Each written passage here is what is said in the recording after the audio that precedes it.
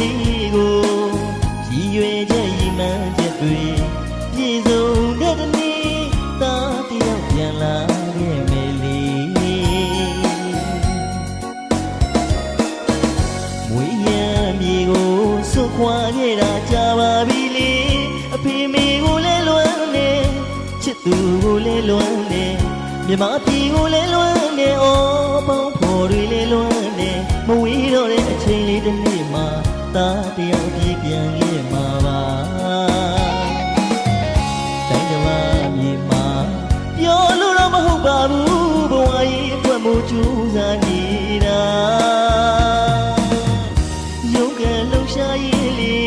အမေကိုအမေသားလွမ်းနေအဝေးမှနေမပြောတော့လေ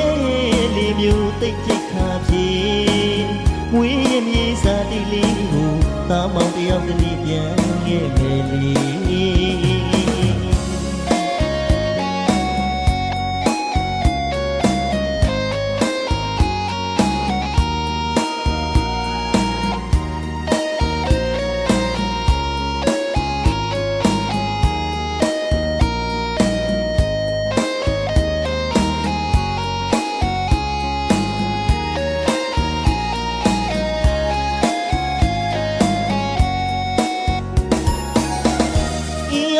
တိုင်းကိုရောက်ပြန်လာခဲ့ပါမယ်အဖေမေရှိတဲ့တရကုန်းရွာကလေးကိုရည်ရွယ်ချက်ရည်မှန်းချက်တွေပြည့်စုံတဲ့နေ့သားတယောက်ပြန်လာခဲ့မယ်လေမွေးရခါနေကိုစွန့်ခွာခဲ့တာကြာပါပြီလေအဖေမေကိုလည်းလွမ်းနေချစ်သူကိုလည်းလွမ်းနေမြမပြည်ကိုလည်းလွမ်းနေအော်ပေါင်းဖော်တွေလည်းလွမ်းနေမဝေးတော့တဲ့အချိန်လေးတစ်နေ့မှာသားတယောက်ပြေးပြန်ခဲ့မှာပါတိုင်းကလာမြေမှာ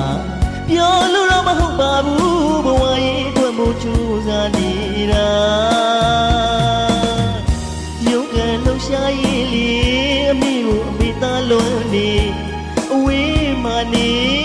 မပြောတော့လေလေမျိုးတိတ်ချိတ်ခါပြေမွေးရမြေစာတိလေးကိုသားမောင်တယောက်တည်းပြန်ခဲ့